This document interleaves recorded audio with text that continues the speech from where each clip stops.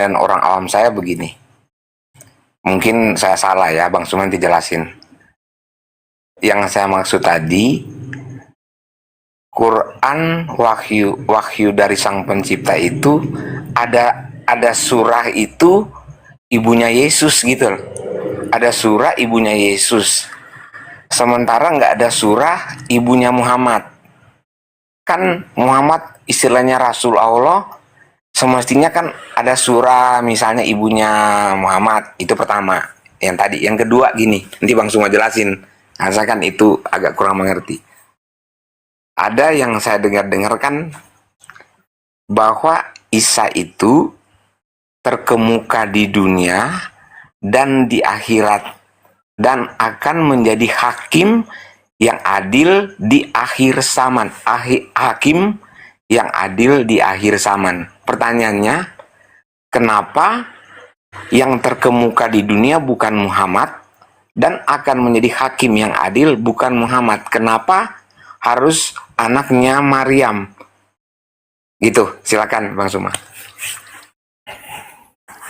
Iya. Ketika kemudian dalam Al-Quran dikatakan bahwa Nabi Isa ini terkemuka di dunia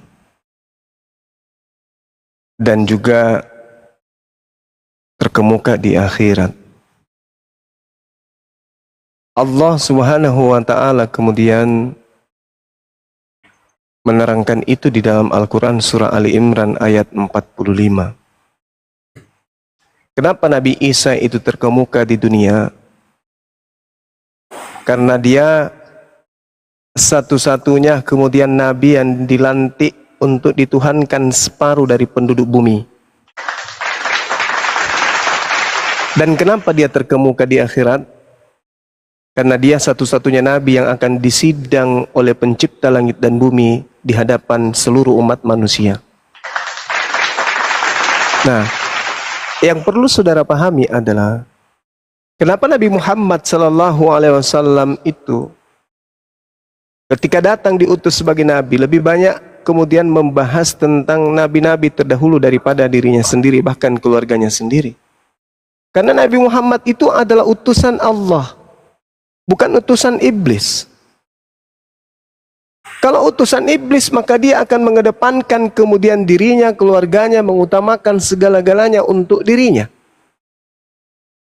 Akan tetapi itu tidak terjadi. Beliau datang ke atas muka bumi ini untuk meluruskan ajaran Nabi yang sudah dibengkokkan kemudian oleh manusia. Karena kedatangannya adalah untuk menyelamatkan. Itulah salah satu bukti bahwa Al-Quran itu bukan karangan beliau. Kalau Al-Quran itu karangan beliau, maka boleh jadi yang diunggulkan adalah keluarganya, ayahnya, ibunya, nasabnya, keturunannya, keluarganya, bangsanya. Tapi kan tidak, disebabkan karena dia diutus untuk litubayyina linnasi, untuk seluruh umat manusia. Maka apa yang membahayakan bagi kehidupan akhirat manusia, itu yang diluruskan. Apa yang kemudian menjerumuskan manusia sampai ke dalam neraka, itu yang dihilangkan. Tak ada sangkut pautnya kemudian manusia dengan ibunya. Ngapain ibunya dibahas di dalam Al-Quran? Kehidupan manusia hanya bersangkutan dengan datangnya sosok Nabi yang lahir tanpa ayah, lalu kemudian dilantik menjadi Tuhan. Ini yang penting kemudian Allah yang Maha Kasih untuk luruskan melalui nabinya baginda Rasul Muhammad SAW.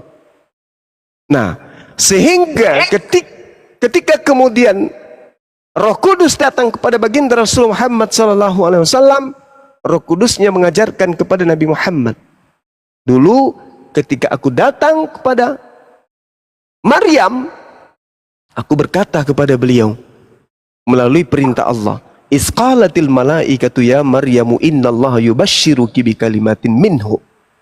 Namanya Al-Masih Isa, anak laki-lakinya Maryam. Wajihan fid dunya wal akhirah wa minal muqarrabin. Seorang yang terkemuka di dunia dan terkemuka di akhirat. Dan termasuk orang-orang yang didekatkan kepada Allah. Termasuk orang-orang, berarti bukan cuma dia saja. Nah, Apa buktinya dia dihakimi kemudian? Wa isqalallahu ya Isa bin Maryam a anta qulta linnas takhizuni. Wahai Isa, anak Maryam, apakah engkau yang mengajarkan orang-orang ini untuk mentuhankan dirimu selain daripada aku? Nabi Isa kemudian ingkari itu. Tidak ya Rabb, manalah mungkin aku mengajarkan sesuatu yang bukan hakku untuk aku katakan. Kalau aku pernah mengatakan itu, kalau aku pernah mengajarkan itu, tentulah engkau lebih tahu daripada aku. Ma qultu lahum illa ma amartani bi ani abudullah rabbi wa rabbakum. Aku hanya mengajarkan kepada pengikutku, sembahlah Allah, Tuhanku dan Tuhanmu. Makanya orang-orang yang menuhankan dirinya akan diusir. Baca Matius 7 nomor 22-23. Itu jelas itu. Itu jelas. Makanya seruan Allah, wahai ahli kitab, jangan engkau berlebih-lebihan di dalam urusan agamamu. Sesungguhnya Isa itu hanyalah manusia, bukan Tuhan. Laqad kafaral ladina qalu, maka kafirlah orang-orang yang berkata Isa Allah itu adalah salah satu dari 3 Tuhan yang sembah oleh orang-orang terdahulu. Seperti itu bang. Jadi Islam datang menjelaskan Siti Maryam, menjelaskan Nabi Isa, menjelaskan kemudian keluarga Imran dan seterusnya demi untuk keselamatan kita. Karena kalau Islam tidak datang, maka seluruh manusia nantinya yang terperdaya akan menyembah makhluk Tuhan yang bernama Yesus. Dengan kasihnya kemudian Tuhan datang meluruskan, berhenti dari itu. Yang kau suankan itu hanyalah ciptaan Tuhan. Maryam melahirkan ciptaan Tuhan. Ciptaan Tuhan bernama Maryam melahirkan ciptaan Tuhan bernama Isa alaihissalam. Berhenti dari menyembah Isa alaihissalam. Islam datang untuk itu. Jadi bukan Al-Quran datang itu untuk mengunggulkan Nabi Isa. Al-Quran datang bukan untuk mengunggulkan Siti Maryam. Tidak. Dari Nabi Muhammad dan ibunya, bukan. Tapi Al-Quran datang untuk memberi peringatan kepada orang-orang yang menyembah anak Maryam. Seperti itu bang. Oke, makasih Bang Suma penjelasannya. Ini maksud saya begini. Kalau saya kan awam, kalau mau mendalami kan nggak seperti orang-orang. Maksud saya pandangan orang awam kan, kalau kayak saya lihat misalnya Alkitab atau Al-Quran atau apa aja, saya itu terpesona dengan Quran ketika situ ada surat Al-Maryam yang Isa Al-Masih yang dibilang situ. Kalau Bang Suma kan tadi jelaskan yang orang awam tidak baca di Quran. Nah ini kan kalau saya baca dan saya lihat di artikel gitu, yang terkemuka di dunia dan di akhirat. Maksudnya luar biasa banget. Dan akan menjadi hakim. Hakim itu kan nggak sembarang. Hakim yang adil. Hakim yang adil di akhir zaman, di akhirat. Nah, sebagai orang awam kan saya berpendapat, kenapa ya surahnya bukan Ibu Muhammad dan akan menjadi hakim yang adil itu, kenapa bukan Nabi Muhammad?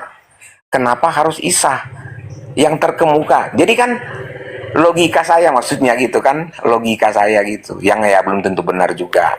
Mungkin Bang Suma lebih paham yang tadi jelaskan itu.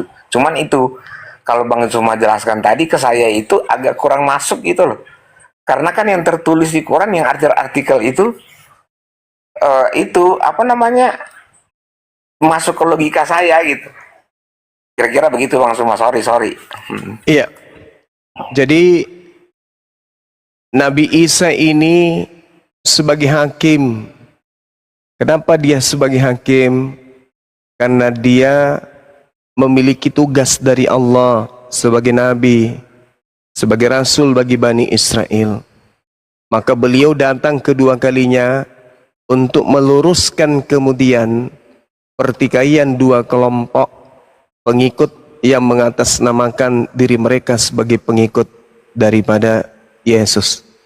Ada 2. Yang pertama Bani Israel, yang kemudian kami sebut dengan Hawariyun, yang menjadi kemudian murid-murid atau sahabat-sahabat daripada Nabi Isa alaihissalam, memanggil Nabi Isa dengan panggilan Sayyid, panggilan Tuan. Yang kedua, kelompok yang bernama Kristen juga memanggil Yesus dengan panggilan Sayyid, Kurios, Tuan. Tapi mereka kelompok yang satu ini 2 kali lebih jahat daripada Bani Israel.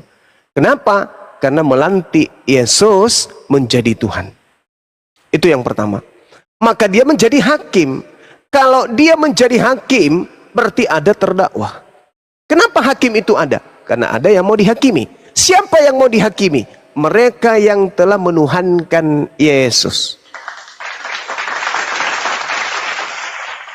Nabi Muhammad, apa yang mau dihakimi Nabi Muhammad? Adakah yang kemudian umatnya menyelewengkan dirinya? Tidak ada. Ketika kemudian Nabi Muhammad mengajarkan fattakullah wa ati'un, ati'ullah wa rasul. Kami umat Islam mendudukkan beliau sebagai Nabi, sebagai Rasul. Rasulullah wa khataman nabiyyin. Kami mendudukkan itu. Apa yang mau dihakimi? Sementara ajarannya tamat semuanya. Sudah disampaikan semuanya. Al-yawma akmaltu lakum. Pada hari ini telah aku sempurna hakimi oleh Rasulullah. Semua sudah diajarkan, semua sudah disampaikan. Dan tak ada satupun kemudian pengikut beliau yang mempertuhankan dirinya. Sehingga dia harus mempertanggungjawabkan atas kelakuan umatnya. Tak ada. Berbeda dengan Yesus. Nah, tolak ukur penghakiman. Coba Anda lihat di dalam Yohanes 12 nomor 48. Barang siapa yang menolak aku, tidak menerima firmanku, dia sudah ada hakimnya, yaitu perkataan yang telah aku sampaikan kepada mereka. Perkataan itulah, firman itulah yang telah aku sampaikan kepada mereka, itulah yang akan menjadi hakimnya di akhir zaman.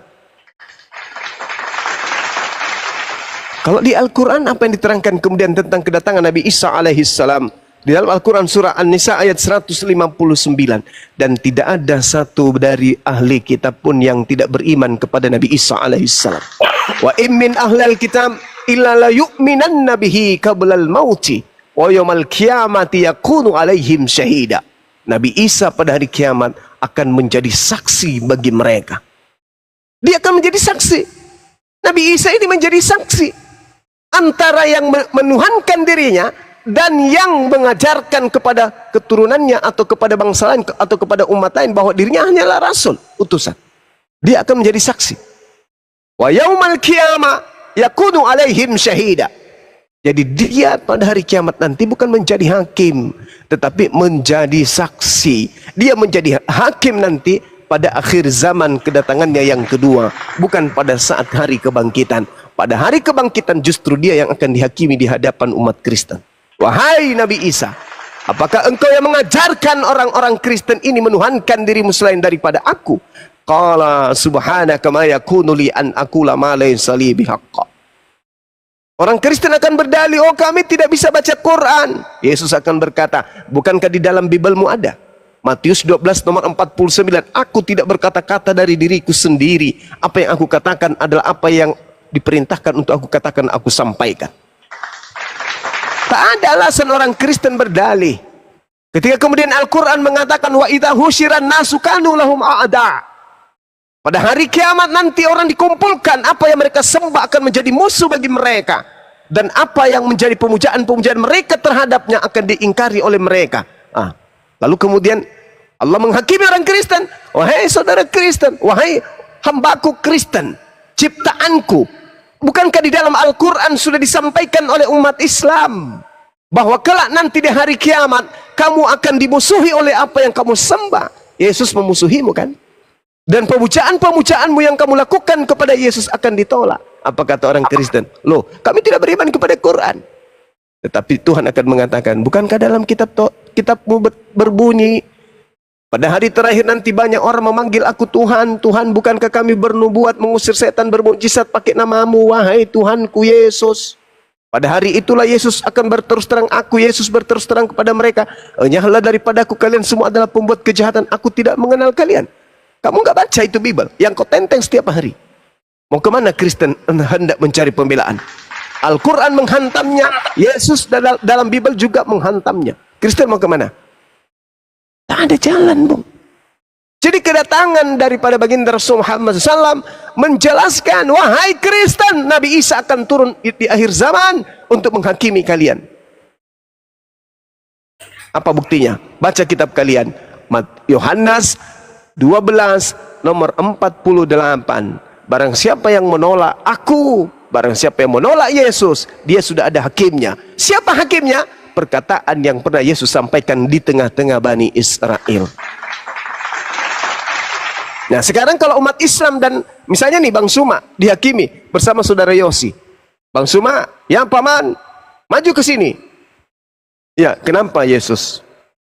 Kamu di dunia hidupmu kau tidak nyembah saya. Iya emang, kenapa? Loh kenapa kau tidak nyembah saya? Lah kamu bukan Tuhan kan? Menurut kau siapa? Ya saya memang bukan Tuhan. Kesaksianku di dalam Yohanes 5 nomor 36. Ada kesaksianku yang lebih penting dari kesaksian Yohanes Pembaptis. Bahwa segala pekerjaan yang aku lakukan, pekerjaan itu yang bersaksi tentang aku, bahwa engkau yang telah mengutus aku. Nah tuh, kau mengaku utusan bukan? Kesaksianmu kamu adalah utusan. Yes, bahkan kau katakan dalam Yohanes 17 nomor 3, hidup kekal itu adalah mereka mengenal aku Yesus yang engkau utus. Betul? Betul Bang Suma. Lalu ada penghakiman untuk saya? Ada hukum untuk saya tentang itu? Oh tidak ada, kamu lolos. Apa yang mau dihakimi Yesus kepada Bang Suma? Enggak ada perintah Yesus, ibadahlah minggu, sembahlah aku, Tuhankanlah aku. Jangan kau bersunat, kemudian makanlah babi. Enggak ada perintah Yesus kayak gitu. Jadilah Kristen, tak ada. Nah, giliran Anda yang dipanggil. Saudara Yosi, ya paman, kadia. Gimana sus? Lu menyembah gue dengan siapa? Ketawa dia bilang ke dia. Kamu menyembah saya, perintah siapa? Yosi, perintah ini, perintah Pak RT Pak. Kau ke gereja siapa yang perintahkan? Perintah Bu RT. Yang perintahkan kau makan babi siapa? Pak Bom. Terus yang memerintahkan kamu itu mengatakan bahwa aku ini adalah Tuhan juga selain daripada Bapakku, itu siapa? Hah? Siapa yang ngajarin kamu? Ya banyak lah Pak. Nah, ada nggak ajaran saya? Nggak ada. Masuk kau ke neraka. Enyahlah daripadaku. Anda diusir. Bang Suma lolos. Jadi kalau Yesus itu datang menghakimi seluruh umat manusia, pertama, Yesus harus dikenal sebagai utusan. Dunia harus tahu. Yohanes 14 nomor 31 kata Yesus. Dunia harus tahu. Maksudnya, dan aku senantiasa melakukan apa yang diperintahkan kepadaku. Berarti Yesus ini, dunia harus tahu bahwa dia adalah hamba yang taat, alias dia adalah hamba yang suci, alias dia adalah seorang muslim yang taat. Dunia harus tahu, aku adalah Tuhan. No, itu ajaran sesat. Dunia harus tahu bahwa aku adalah orang yang senantiasa mengasihi Tuhanku. Betul. Dunia harus tahu bahwa aku senantiasa melakukan apa yang diperintahkan Bapa untuk aku lakukan. Betul. Umat Islam mengaminkan. Berarti kedudukan Yesus pada masa ini, ketika dia mengatakan dunia harus tahu, maka dunia harus mengaminkan Yesus itu adalah hamba yang taat kepada perintah-perintah Tuhannya. Yohanes 14 nomor 31. Dunia harus tahu. Maksudnya orang Indonesia harus tahu, orang Jepang harus tahu, orang Afrika harus tahu. Aku Yesus adalah orang yang senantiasa tunduk berserah diri kepada segala perintah yang datang kepadaku. Berarti aku adalah Tuhan atau hamba Tuhan? Dunia harus tahu aku ini hamba Tuhan, aku ini Tuhan. Dunia harus tahu bahwa aku adalah hamba Tuhan yang taat. Lalu dari mana Kristen ini mendapatkan pengajaran Yesus itu adalah Tuhan? Dari makhluk roh yang mengaku-ngaku Yesus, Mesias palsu, Yesus palsu, yang membisikkan kemudian Paulus 13 kitab, yang mana kitab itu yang menjadi panduan orang-orang barat untuk menyembah Yesus. Akulah Yesus yang kau aniaya. Nah, Itu silakan. nah, kalau saya sih dengar argumennya Bang Suma, saya seneng. Cuman gini, kalau saya simak, Bang Suma sama aja menyembah agama, bukan menyembah Allah. Karena gini, argumen Bang Suma bukan memberitakan tentang kebenaran yang sejati, tentang kebenaran Islam, tapi mengandung unsur pembenaran agama, merek gitu loh. Karena kalau Allah kan bukan agama Kristen, bukan agama Islam, bukan agama Hindu. Bang Suma bagus, hebat. Tapi itu dosa loh Bang Suma. Karena apa? Argumentasi kita itu ironi gitu loh. Itu dosa besar itu Bang Sum. Serius.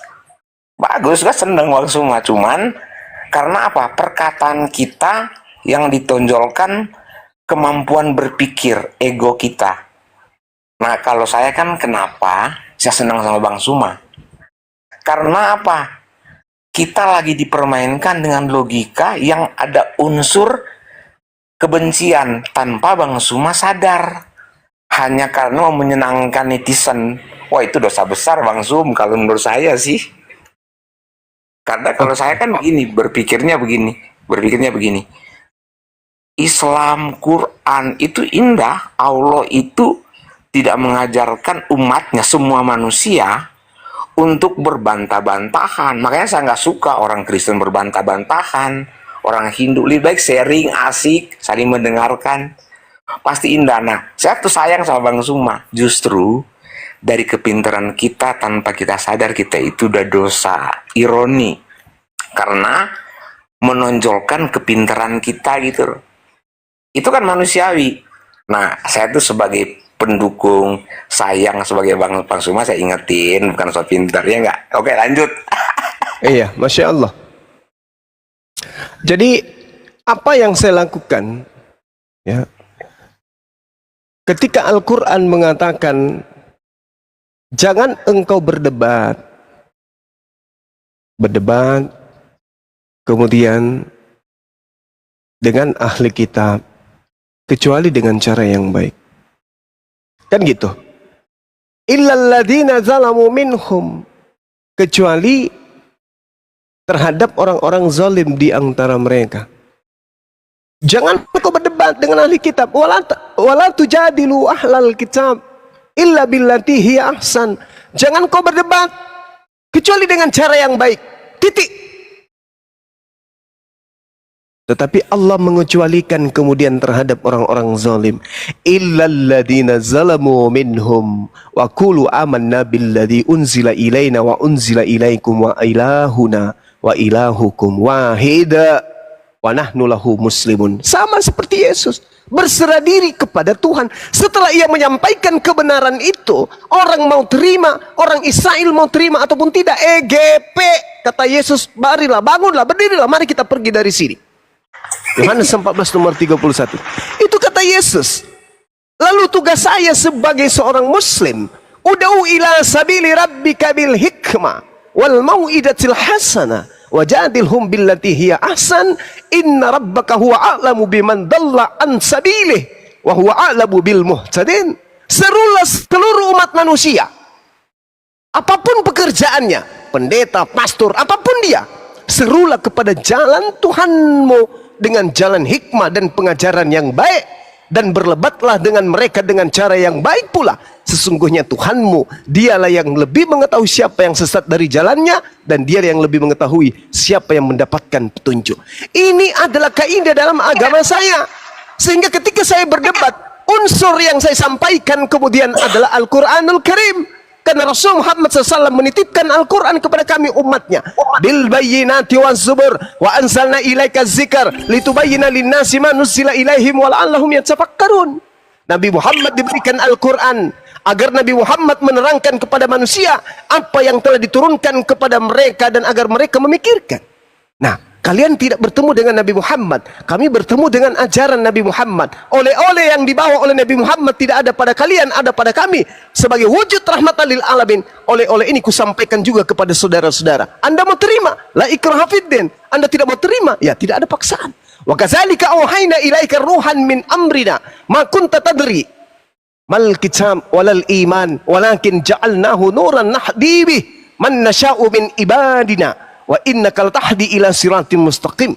Demikian Al-Quran diwahyukan oleh Allah dengan ruh Al-Quran itu sebagai perintah Allah kepada beliau. Sebelum Al-Quran kemudian Rasulullah SAW itu tidak tahu. Dia tidak mengerti apa itu Al-Quran sebelumnya. Dia tidak mengerti apa itu iman sebelumnya. Tetapi demi Al-Quran dijadikan oleh Allah kemudian Nabi Muhammad SAW mendapatkan cahaya. Dan dengan Al-Quran ini Rasulullah memberi petunjuk kepada siapa yang dikehendaki oleh Allah. Dan sungguh engkau wahai Nabi Muhammad, kata Allah, wa innaka latahdi ila siratim mustaqim, membimbing seluruh manusia kepada jalan yang lurus. Oleh ini disampaikan oleh Al-Quran kepada saya. Nah, sebagai muslim yang mengajarkan ajaran rahmatan lil alamin, aku sampaikan kepada saudara, huwallazi ba'atsa fil ummiyina rasulan minhum yatslu alaihim ayati wa yuzakkihim wa yuallimuhumul kitaba wal hikmah wa in kanu min qablu lafi dhalalin mubin. Dia Allah mengutus seorang rasul yang ummi dari kalangan mereka sendiri, yang membacakan ayat-ayat suci Al-Quran, mensucikan jiwa mereka dan mengajarkan mereka kitab dan hikmah sunnah, meskipun sebelumnya mereka benar-benar dalam kesesatan yang nyata. Masa kebenaran seperti ini saya harus sembunyikan dari Anda? Saya mengaku seorang muslim, penganut ajaran rahmatan lil alamin, melihat saudara saya sesat, masa hadiah yang terindah dari langit saya tidak sampaikan kepada saudara? Jangan Anda mengatakan saya berdosa. Enggak, saya menyampaikan rahmatan lil alamin. Rahmat Islam itu bukan hanya untuk bangsa dan Islam, tetapi untuk seluruh umat manusia. Wa qulil haqqu min rabbikum, kebenaran sudah ditumpahkan oleh Tuhan saya ke atas muka bumi ini. Siapa yang mau beriman silakan, yang tidak mau beriman silakan. Tetapi apakah mungkin Anda mau beriman kepada Al-Quran tanpa penyampaian kami dari umat Islam ini? Oleh karena itulah apologet Islam ini dibentuk untuk menyampaikan kebenaran itu kepada kalian. Kami tidak egois, kami nggak rakus. Kebenaran Islam kami nikmati sendiri, melainkan kami sampaikan juga kepada kalian. Itu yang terjadi. Jadi jangan Anda katakan penyesat. Karena Yesus sendiri di dalam Bible saudara mengatakan apabila ia datang, dia akan memuliakan aku. Yohanes 16 nomor 14. Tolong tunjukkan di agama Kristen yang mana item-item memuliakan Yesus itu. Satu, apa itu? Di dalam agama Kristen memuliakan Yesus. Apa? Apa? Yang bisa saya lihat secara pribadi kepada orang Kristen memuliakan Yesus itu yang mana? Tunjukkan kepada saya. Ada? Ke gereja menyembah Yesus, apakah itu memuliakan atau menghinakan? Seorang wakil gubernur Anda panggil, wahai Pak Gubernur, apakah itu memuliakan atau menghinakan?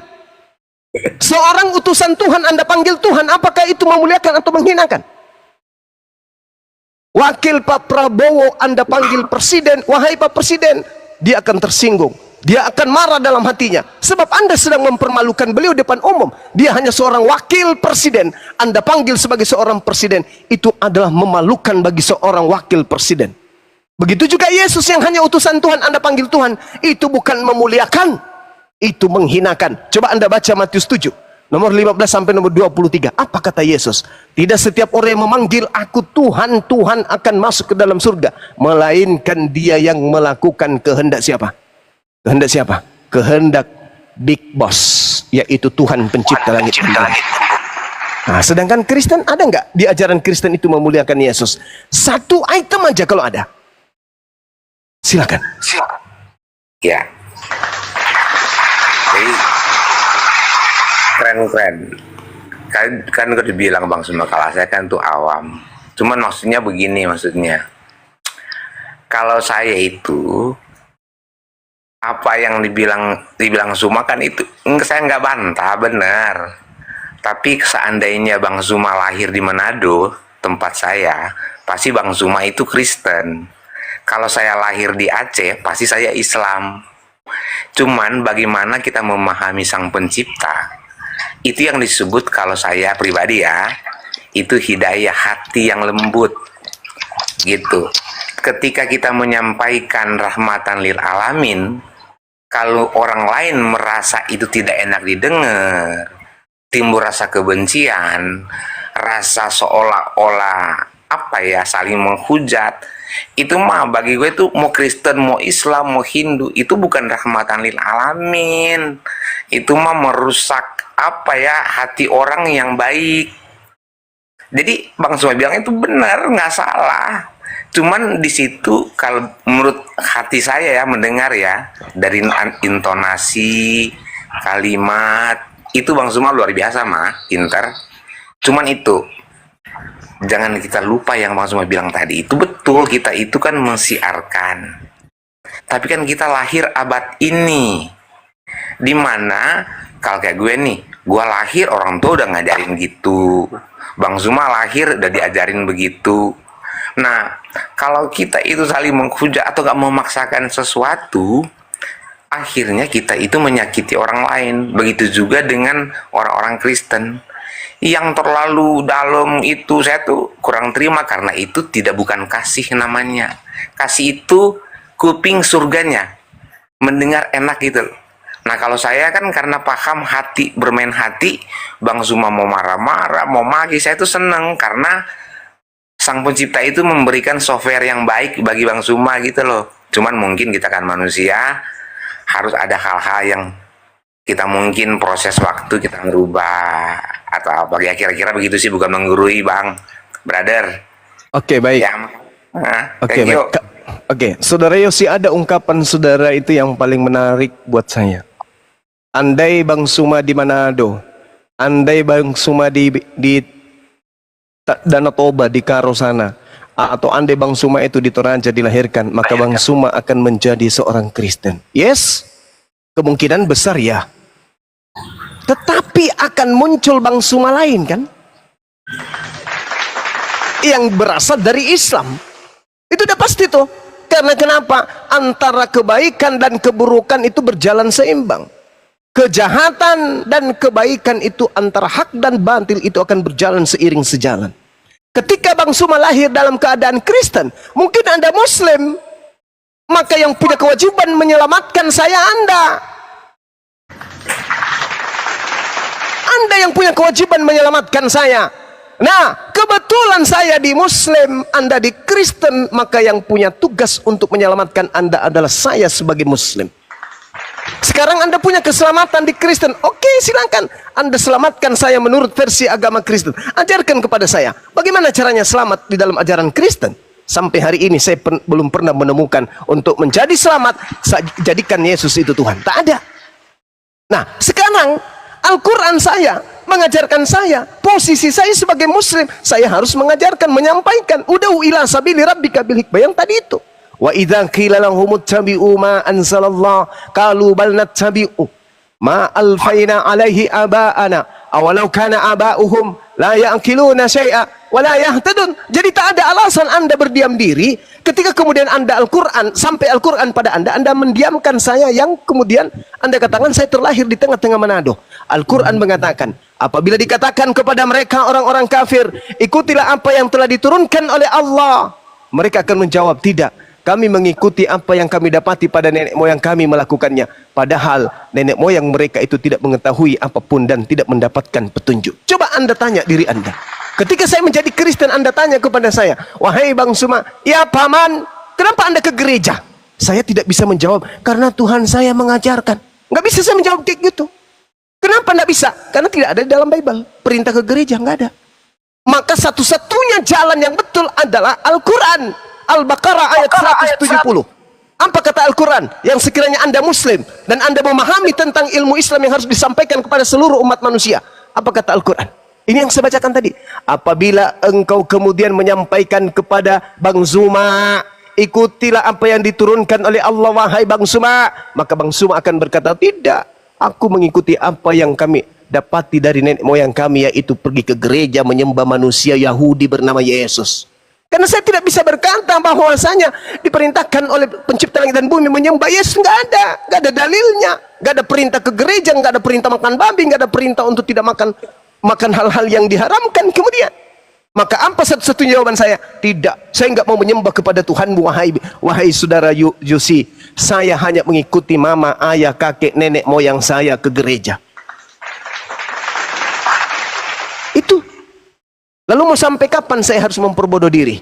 Sementara di tengah-tengah saya umat Islam sudah menyuarakan kebenaran itu, sedangkan Bible yang saya tenteng siang malam sampai usia 40, 50, 60, 70 tidak memberikan apa-apa dalam kaidah prosesi keagamaan saya. Saya ke gereja hari Minggu, tak ada perintahnya dalam buku yang saya tenteng.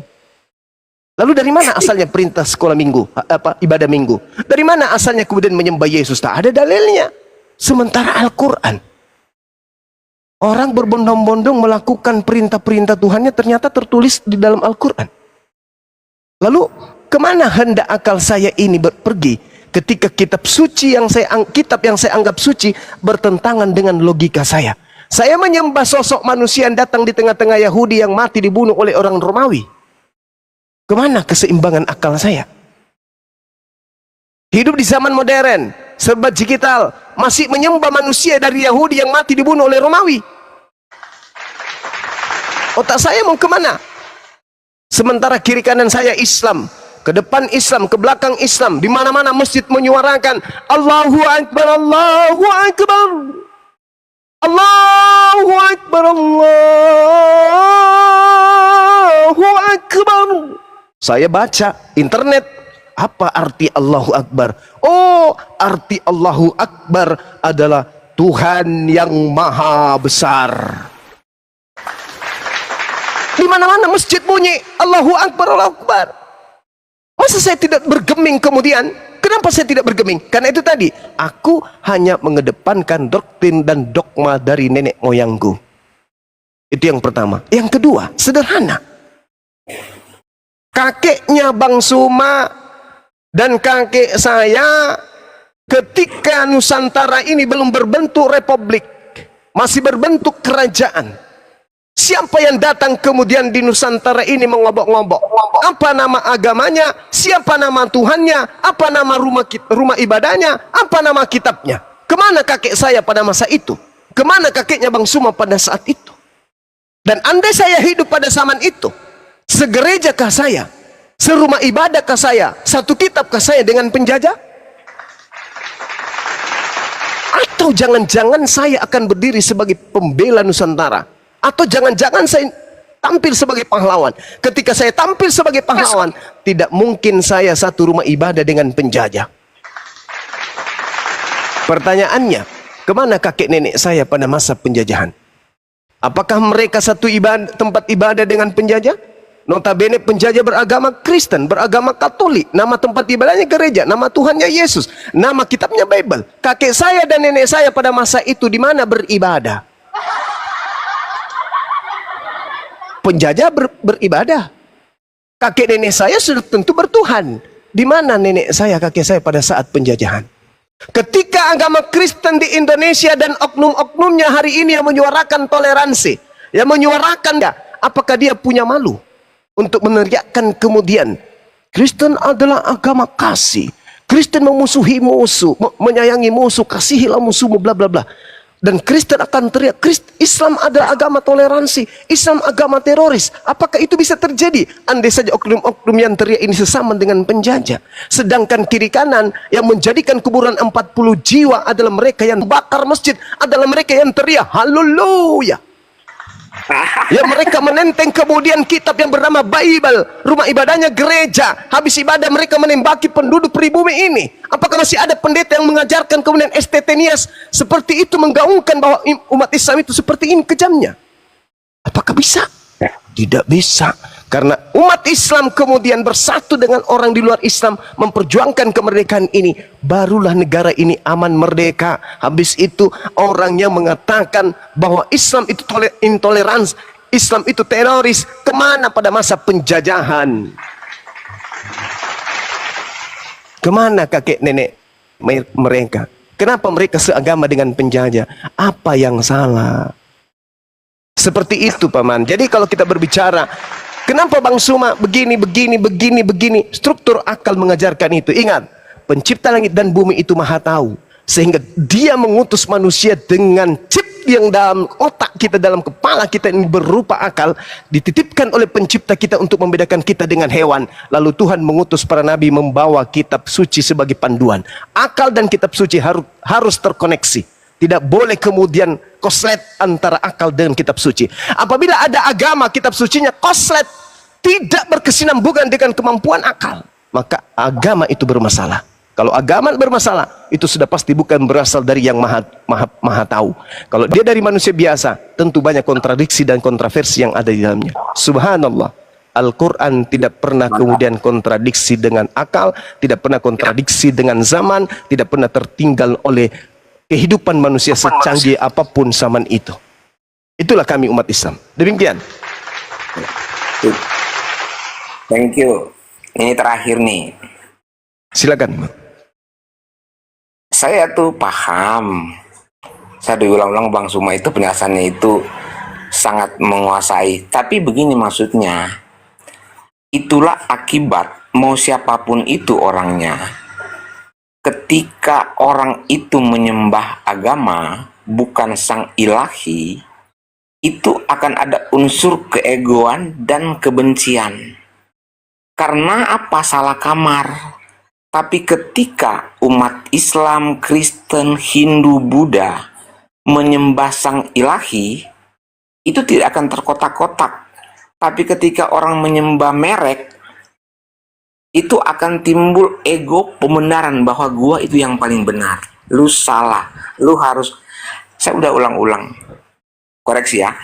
Kan sang pencipta itu tidak punya KTP.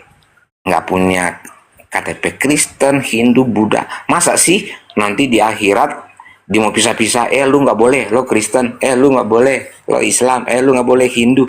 Aneh kan sang pencipta begitu. Maksud aku gini, sebenarnya agama itu yang udah ada sekarang, ketika orang itu mempelajari itu secara pribadi, hubungan imannya dengan ilahi, itu pasti indah. Tapi ketika iman itu hanya dikelola dengan logika, membela merek, membela agama, itu pasti akan tersesat. Contoh begini, begitu banyak teman-teman saya dulu, saya kan di lingkungan muslim semua.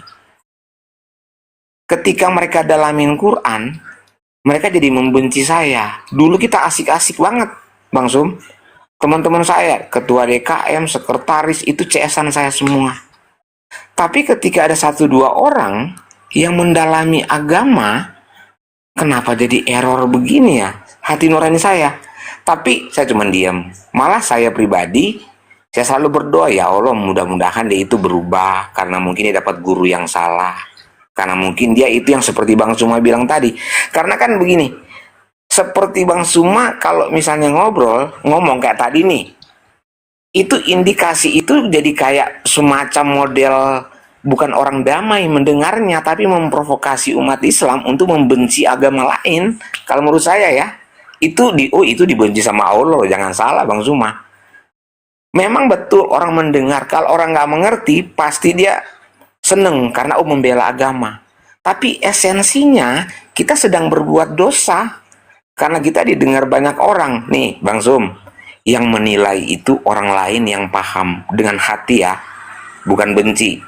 Ketika Bang Suma berargumentasi, orang-orang yang punya hati nurani yang baik, mau dia Islam kayak Kristen atau apa, pasti sebagian tidak terima. Tapi kalau orang tidak mengerti, oh ya seneng. Itu masukan saya ke Bang Suma.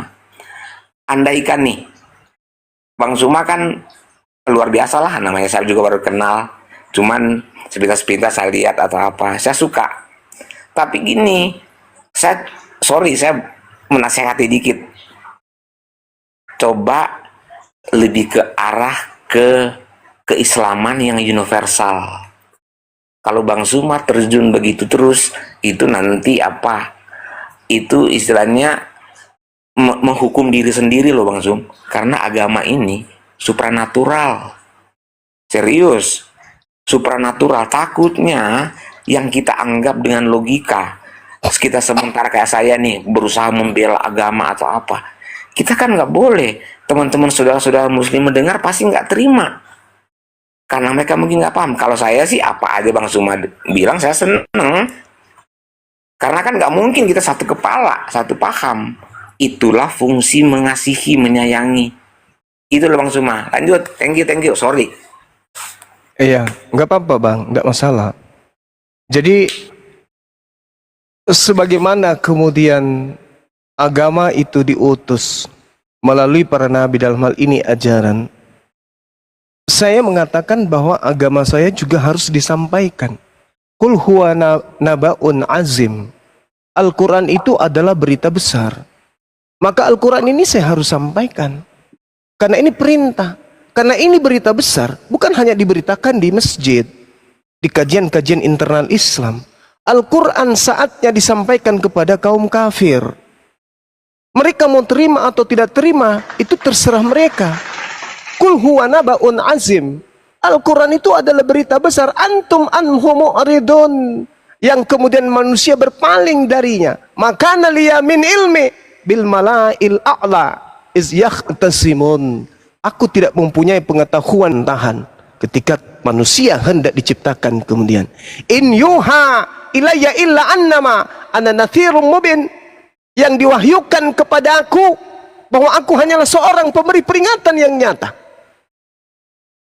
Ini pernyataan Al-Quran. Untuk beriman kepada Quran.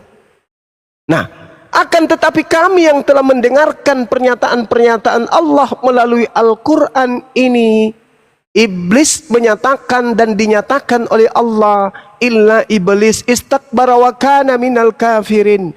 Iblis ini adalah bagian yang menyombongkan diri, dan iblis termasuk golongan orang kafir.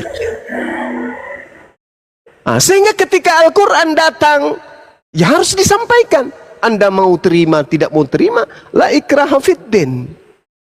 Sekarang kalau saya menyampaikan berita benar, berita besar tentang keselamatan Al-Quranul Karim yang dibawa oleh Al-Quranul Karim, loh, kok saya dijadikan sebagai cap pendosa?